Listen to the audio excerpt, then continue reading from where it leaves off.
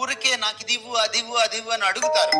మీరు చెప్పక ముందే మీ అవసరాలు ఆయనకు తెలుసు. నేను అప్పుడప్పుడు గృహప్రవేశాలకు పిలుస్తారు. నన్ను గృహప్రవేశానికి పిలిచిన వాళ్ళు చెప్తుంటారు, అయ్యా 4 ఏళ్ళు కన్నీళ్లతో ప్రార్థన చేస్తే ఈ గృహం వచ్చింది. ఎందుకు అన్ని కన్నీళ్లు దేనికి? ఏం గృహం లేకపోతే చచ్చిపోతావా? అద్దిల్లు లేవా? చెట్టు కింద ఉండాలా ఏమిటి? నేను ఇంకా ఇల్లు కట్టుకోలేదు, ఏమి గృహం లేకపోతే ఏమిటి? ఆయన ఇచ్చినప్పుడు తీసుకో, ఇవ్వకపోతే వదిలే. దానికి కన్నీళ్లు ప్రార్థన అక్కర్లా. కన్నీళ్లు ప్రార్థన దేనికి కార్చాలంటే నీ బిడ్డలు బాగుపడాలని. నీ బిడ్డలు పెద్ద అయిన తర్వాత వాళ్ళు దేవుడి నుంచి తొలగిపోకూడదని, వాళ్ళు సమాజానికి పనికి రావాలి, దేవుడికి పనికి రావాలి, నీకు పనికి రావాలి, కుటుంబానికి పనికి రావాలి. పిల్లల కోసం ఏడవండి కావాలంటే. ప్రభు చెప్పాడు, నా కోసం ఏడవకండి, మీకోసం మీ పిల్లల కోసం ఏడవండి. ఆయన మనకి దయచేస్తాడు. మన ఆశలన్నీ ఆయన తీర్చకపోవచ్చు, కానీ మన ప్రతి అవసరాన్ని ఆయన తీర్స్తాడు. God meets our needs, not our greeds.